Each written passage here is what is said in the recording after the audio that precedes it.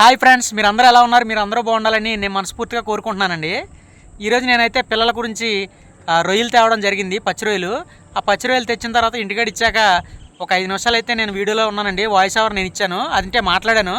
తర్వాత నాకు అర్జెంట్ పని ఉండి అయితే నేను జంగారెడ్డి కూడా వెళ్ళడం జరిగిందండి. ఉన్న వీడియోలో మొత్తం అంతా కూడా మా ఆవిడైతే వాయిస్ ఓవర్ ఇచ్చిందండి.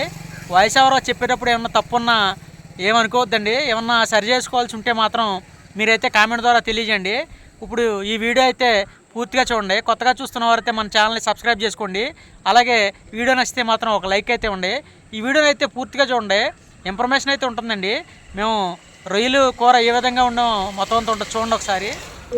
హాయ్ అండి, ఈరోజు నేను గోంగూర పచ్చి రొయ్యల కూర అయితే వండబోతున్నానండి. చాలా టేస్ట్గా ఉంటుంది. ఒకసారి మీరు కూడా ట్రై చేసి చూడండి. వీడియో అయితే పూర్తిగా చూడండి. కేజీ అన్న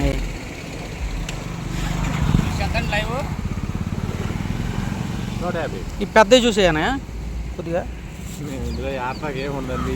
లావి అయితే బాగుంటుంది అంతే. అదే నీకు ఎట్లా ఆగమంటే ఎట్లా ఇక పై మొత్తం లాగా చూడండి.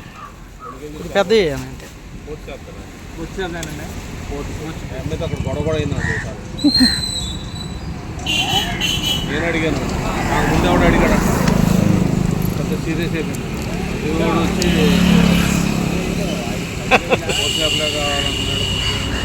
అయ్యో అడుగుతారు మరి అడగరా. స్పీడ్గా చేస్తున్నారు, అలవాటు అయ్యి అంటారా? స్పీడ్గా చేస్తున్నారు, అలవాటు అయిపోయి. నేను అసలు ఎమ్మెల్యే దగ్గర సంవత్సరం పైన మానేజా. మొన్న శుక్రవారం లక్షవారం మొన్న రైలు తీసుకున్నాం.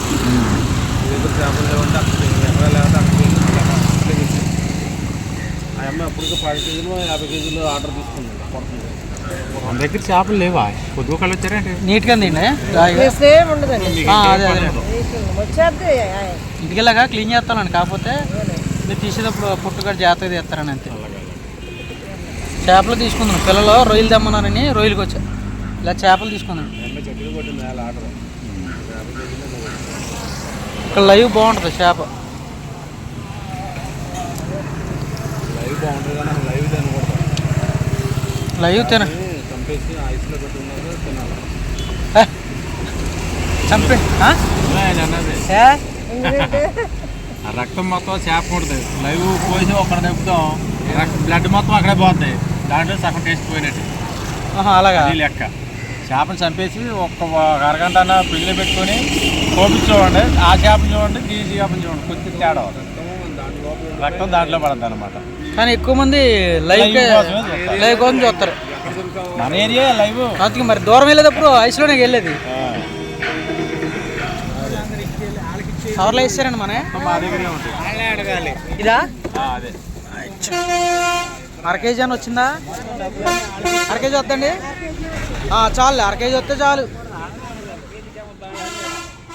ఇంకా మదనా ఇదో కొత్తిమీర దారిలో తీసుకున్నాను, గోంగూర కూడా తీసుకున్నా. ఈ రొయ్యలు అక్కడి నుంచి తెచ్చాను. ఎక్కడ మన పొట్లకట్టలు కూడా వెళ్ళి తెచ్చా. ఏడు పిల్లలు అడిగారుగా,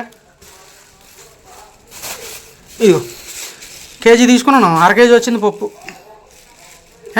పిల్లల గుండు పడిపోయింది. పిల్లడికి వెళ్ళారు, ఆడుకుంటున్నారా?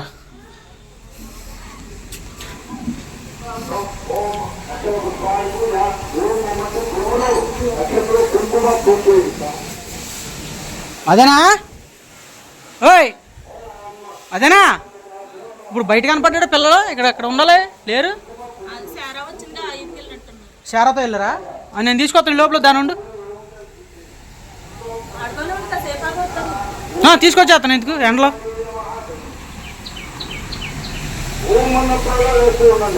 ఎరా స్ట్రైకి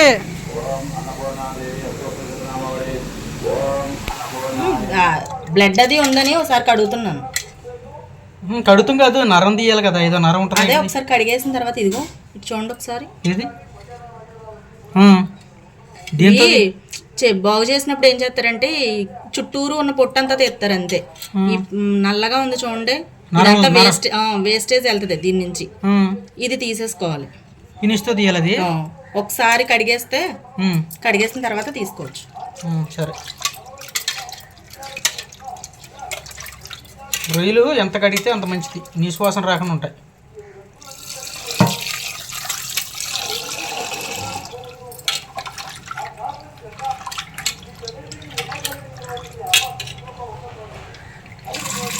అంత నల్లగా వస్తుంది చూసావా, అదంతా ఏంటి వేస్టే.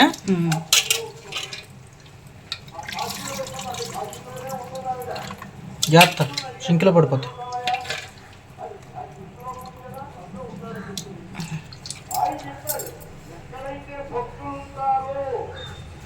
నేను చూపించి ఎలా తీయాలో.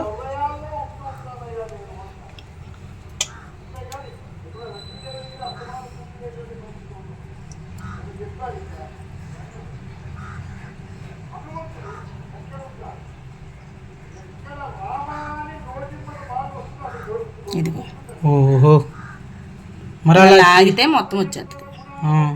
వేస్ట్ అది. అలా మొత్తం అన్ని అట్లా తీయాలా? మొత్తం తీయాలి, ఒకటి ఒకటి జాగ్రత్తగా తీసుకొని నలుపు కనపడకుండా తీయాలా? చాలా పనే, రొయ్యలు చేస్తాం. బో అలా తీసుకొని మొత్తం అంతా మొత్తం అలా తీసి మళ్ళీ క్లీన్ చేసుకోవాలా? మళ్ళీ ఒకసారి సాల్ట్ పసుపు వేసి ఒకసారి కడుక్కుంటే సరిపోతుంది. ఇదిగో అది తీసేయాలి మొత్తం అన్నట్టు. ఇలా తీసేస్తే ఇలా నీట్గా ఉంటుంది. కింద ఉన్నది మరి తిప్పు, అది కూడా తీసేయాలి అలాగా. మొత్తం అన్నీ అలా తీసేయాలా? తీసిన తర్వాత ఉప్పు పసుపు వేసి క్లీన్ చేసుకోవాలా? అది కూడా అలాగే వస్తుంది చూపించేది. అయితే మొత్తం అన్నీ అలాగా ఉప్పు సాల్ట్ వేసి క్లీన్ చేసుకోవాలా? ఉప్పు పసుపు వేసి. సరే క్లీన్ చేసి అలా ఒకటి తీయాలా? చాలా టైం పడుతుంది ఇది. జాయిగా తీయతే చాలా టైం పడుతుంది. చూస్తున్నారు కదండి, ఇందాక మీకు చూపించినట్టుగా పైన ఉన్న నల్లగా ఉన్నదంతా తీసేసిన తర్వాత చూడండి ఎంత నీట్గా ఉందో. ఇప్పుడు ఈ రొయ్యలన్నిటినీ మనం ఒకసారి 3-4 సార్లు కడుక్కున్న తర్వాత దీనిలో పసుపు అలాగే ఉప్పు వేసి 2 నిమిషాలు అలా ఉంచిన తర్వాత వాటిని కడిగేసుకుందామండి.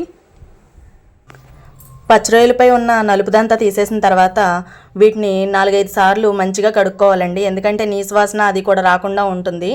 పచ్చిరొయ్యలని ఎక్కువగా నీటితో కడగడం వల్ల అందులో ఉన్న నీసు వాసన పోతుంది, అలాగే డస్ట్ అంతా కూడా పోతుందండి, మంచిగా ఉంటుంది. అందుకనే నేను ఈ రొయ్యలన్నిటిని 4-5 సార్లు శుభ్రపరచుకుంటున్నానండి. పచ్చిరొయ్యలు కడగడానికి వాటర్ అయితే ఎక్కువ పడుతుందండి, నేను అలాగే శుభ్రపరచుకున్నాను. అలాగే ఈ పచ్చిరొయ్యలని కడిగి శుభ్రపరచుకున్న తర్వాత ఈ పచ్చిరొయ్యలన్నిటినీ మరొక గిన్నెలోకి మార్చుకుని ఒక ఖాళీ గిన్నె అయితే తీసుకుని అందులో నీళ్లు పోసి అందులో ఉప్పు అలాగే పసుపు కొంచెం వేసి మనం ముందుగా శుభ్రపరచుకున్న రొయ్యలన్నీ ఉన్నాయి కదండి, ఆ రొయ్యలన్నిటినీ కూడా ఆ పసుపు ఉప్పు కలిపిన నీళ్ళల్లోకి మార్చుకోవాలండి. అలా చేయడం వల్ల ఏమవుతుందంటే పసుపు ఉప్పు ఉండడం వల్ల నీసువాసన అంతా పోతుందండి. మామూలుగా నాన్ వెజ్ అంటేనే పసుపు ఉప్పు నీళ్ళతో కడుగుతాము, అయితే పచ్చిరొయ్యల విషయానికి వస్తే ఎక్కువ నీసువాసన ఉంటుందండి. చాలామంది ఈ పచ్చిరొయ్యలు తినడానికి ఇష్టపడకపోవడానికి కారణం కూడా అదేనండి. ఇప్పుడు చూడండి, నేను వీడియోలో చూపించిన విధంగానే శుభ్రంగా కడిగిన రొయ్యల్ని ఖాళీ గిన్నెలోకి మార్చుకుంటున్నాను చూడండి ఒకసారి. అలాగే ఈ మార్చుకున్న తర్వాత ఒక ఖాళీ గిన్నె అయితే తీసుకుని మీకు ఇంతకుముందు చెప్పాను కదండి, పసుపు అలాగే ఇందులోనే కొద్దిగా ఉప్పు వేసుకుని ఆ నీళ్ళల్లో ఈ కడుక్కున్న రొయ్యల్ని కూడా వేసుకుని ఒక 2-3 నిమిషాలు ఉంచడం వల్ల ఏమవుతుందంటే పసుపు ఉప్పు ఉండడం వల్ల ఇందులో ఉన్న నీచుతనం అంతా పోతుంది. ఇప్పుడైతే ఖాళీ గిన్నెలో వాటర్ తీసుకుని ఆ వాటర్లో 1 టేబుల్ స్పూన్ సాల్టు అలాగే 1 టేబుల్ స్పూన్లో సగం పసుపు తీసుకుని అందులో మనం కడిగి శుభ్రపరచుకున్న రొయ్యలు ఉన్నాయి కదండి, ఆ పచ్చి రొయ్యలన్నిటినీ ఈ గిన్నెలో వేసి 2-3 నిమిషాలు పక్కన పెట్టుకోవాలండి. చూస్తున్నారు కదండి, ఈ విధంగా అయితే గిన్నెలో ఆ పచ్చి రొయ్యలన్నిటినీ అలాగే వేసుకోండి. ఈ విధంగా 2-3 నిమిషాలు అయిన తర్వాత ఈ గిన్నెలో నుంచి ఈ పచ్చి రొయ్యలన్నిటినీ మరొక గిన్నెలోకి మార్చుకుంటున్నాను చూడండి ఒకసారి. ఇదే విధంగా మీరు కూడా చేయండి. ఇప్పుడు మనం గుడ్లు ఉడకపెట్టుకుందామండి. నేను 5 గుడ్లు వేసుకున్నాను. గుడ్లు ఎప్పుడు ఉడకపెట్టుకున్నా కూడా అందులో కాస్త ఉప్పు వేసి ఉడకపెట్టుకుంటే మంచిగా ఉడుకుతాయండి. ఇదేంటి గోంగూర పచ్చి రొయ్యలు అని చెప్పి గుడ్లు ఉడకపెడుతుంది అనుకుంటున్నారు కదా, మా వారికి పచ్చి రొయ్యల్లో గుడ్లు ఉడకపెట్టి వేస్తే చాలా ఇష్టం అండి. నేను మామూలుగా ఎప్పుడూ కూడా పచ్చి రొయ్యలు కోడిగుడ్లు వండుతాను. ఈసారి గోంగూర కూడా కలిపి వేసి వండమని చెప్పారండి. అందుకే నేను గోంగూర పచ్చి రొయ్యలు అలాగే వాటితో పాటు గుడ్లు కూడా వేస్తున్నాను. అలాగే గుడ్లు ఉడుకుతూ ఉంటాయి. నేను ఈ గుడ్లని వేరే స్టవ్ మీదకి మార్చుకుంటానండి. అలాగే ఇక్కడ కూడా ఒక ప్రాసెస్ ఉంది, అదేంటో చెప్తాను, చూస్తూ ఉండండి.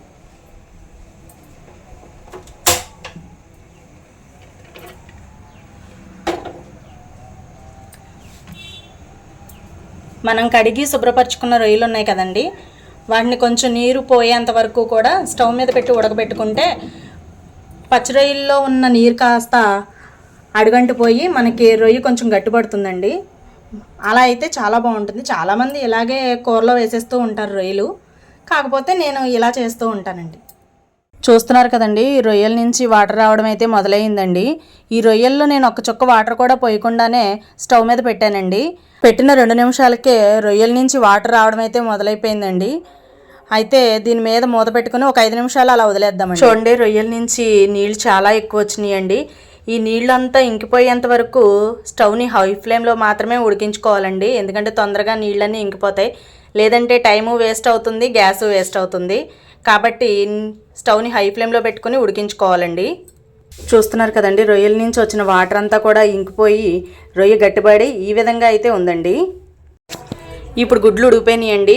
గుడ్లు ఉడికిపోయినాయి అంటే గుడ్డు చూడండి ఒకసారి, ఇక్కడ పగిలింది కదండి, గుడ్డు పగిలింది అంటే ఉడికిపోయినట్టే అర్థం అండి. గుడ్లు ఉన్న గిన్నె పక్కన పెట్టేసుకున్న తర్వాత అదే స్టవ్ మీద ప్యాన్ పెట్టుకుని స్టవ్ వెలిగించి 2 కప్పుల నూనె అయితే పోసుకున్నానండి. చూస్తున్నారు కదా, ఇటువంటి చిన్న కప్పులతో 2 కప్పుల నూనె అయితే నేను ఇందులో పోసుకున్నానండి. ఆయిల్ హీట్ ఎక్కిన తర్వాత ఇందులో అయితే కడిగి పెట్టుకున్న గోంగూర అయితే వేస్తున్నానండి నేను. ఒకసారి చూడండి, దీన్ని ఉడకబెట్టుకోవాలండి మెత్తగా. ఈ గోంగూర వేసిన తర్వాత ఇందులోనే నేను 4 పచ్చిమిరపకాయలు ముక్కలు చేసి వేసుకున్నానండి. ఈ పచ్చిమిరపకాయలతో పాటే నేను కొద్దిగా పసుపు అయితే వేస్తున్నానండి. ఇందులో పసుపు వేసుకున్న తర్వాత మొత్తం అంతటిని ఒకసారి కలుపుకొని మూత పెట్టి సిమ్లో పెట్టుకుని స్టవ్ని 2 నిమిషాలు అయితే ఉడకబెట్టుకోవాలండి. ఆవిరికి మంచిగా గోంగూర అయితే మగ్గిపోతుందండి. గోంగూర అయితే మంచిగా ఉడుకుతుందండి.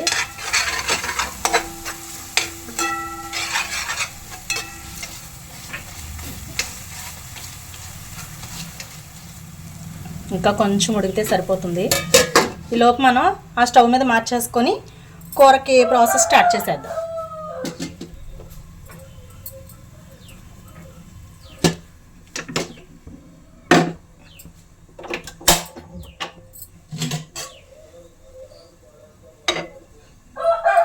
గోంగూర అయితే మనకి మంచిగా ఉడికిపోయిందండి. స్టవ్ ఆఫ్ చేసేసుకుందాం. 3 టేబుల్ స్పూన్ల ఆయిల్ తీసుకుంటున్నాను నేను.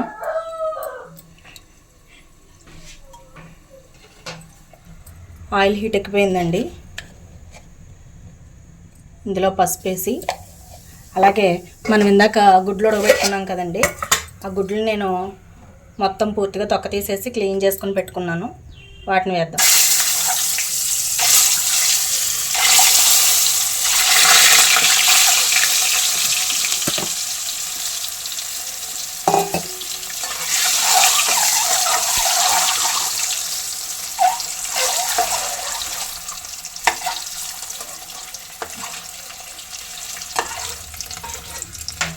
ఇప్పుడు అదే ఆయిల్లో కాస్త జీలకర్ర, కొద్దిగా ఆవాలు, కొద్దిగా మెంతులు, ఇవి కాస్త చిటపట్లు ఆడేటప్పుడు ఆనియన్స్ వేసేసుకుందామండి.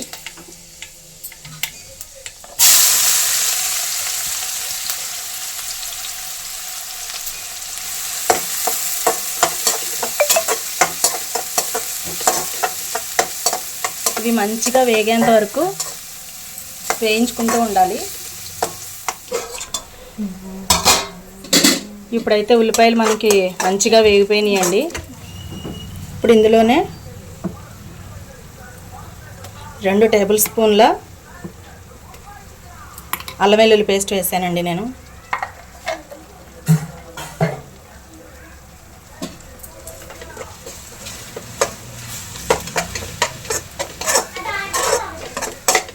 మంచిగా పచ్చివాసన అంతా పోయేంత వరకు దీన్ని వేపుకోవాలి. ఇప్పుడు మూత పెట్టేసుకుందామండి. ఒక 5 నిమిషాల తర్వాత పచ్చివాసన పోతుంది కాబట్టి ఇందులో మిగతావి ఏం వేసుకోవాలో కూడా చూస్తూ ఉండండి. చూడండి, అల్లం వెల్లుల్లి పేస్ట్ కూడా మంచిగా వేగిపోయింది మనకి. ఇప్పుడు ఇందులో అసలైన వేగిపోతున్నాను. మనం ఉడకబెట్టుకున్న పచ్చి రొయ్యలు.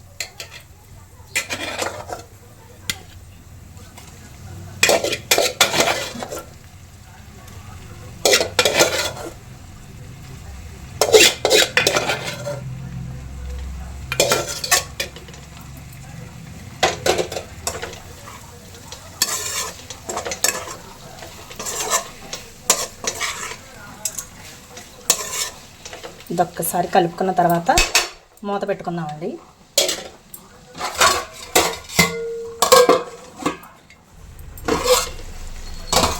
ఇప్పుడు ఇందులోనే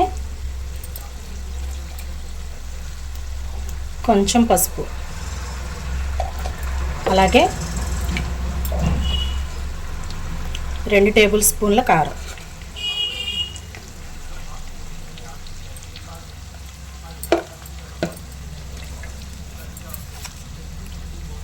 ఒక టీ స్పూన్ సాల్ట్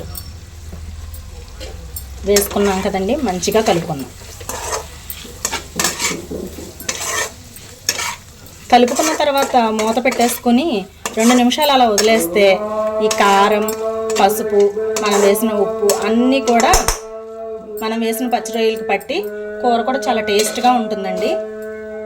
ఇప్పుడు ఒకసారి మూత తీసి చూద్దామండి. ఇదిగో చూడండి, ఆయిల్ సపరేట్ అవుతుంది కదా. ఇప్పుడు ఇందులో కాస్త వాటర్ పోసుకుందామండి.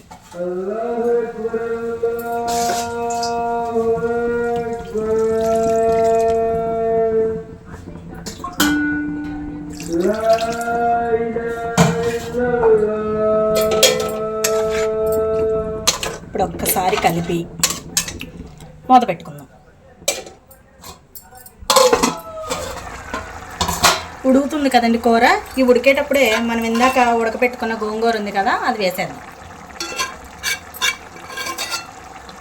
అది వేసి ఒకసారి బాగా కలుపుకుందాం.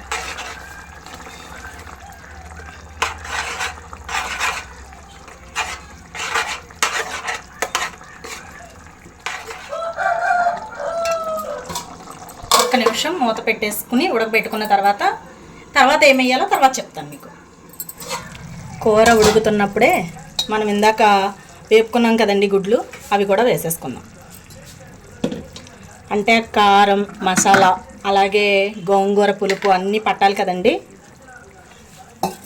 ఒక్కసారి కలుపుకుందాం.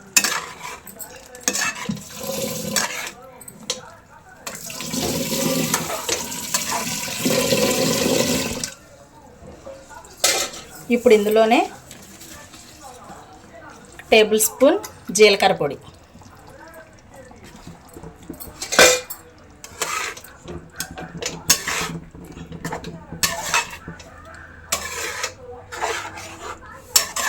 ఒక 2 నిమిషాలు ఉడకబెట్టుకుంటే కూర అయిపోయినట్టే.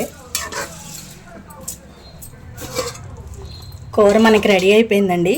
లాస్ట్గా ఇందులో కొత్తిమీర వేసుకొని స్టవ్ ఆఫ్ చేసేసుకుంటే కోడిగుడ్లు, పచ్చి రొయ్యలు, గోంగూర కూర రెడీ.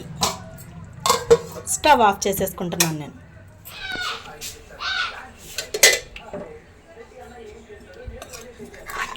గోంగూర, కోడిగుడ్లు, పచ్చి రొయ్యలు కూర రెడీ అండి. చూసారా ఎంత బాగుందో. మీకు డౌట్ వస్తుంది కదా, ప్రతి కూర వండేటప్పుడు మా వారు వాయిస్ వినిపించేది, ఈ కూరలో వినిపించట్లేదు ఏంటని డౌట్ వచ్చిందా మీకు? మా వారి ఫోన్ నాకు ఇచ్చి అర్జెంట్ పని ఉందని బయటకు వెళ్ళారండి, అందుకే పూర్తిగా నేనే చెప్పాను.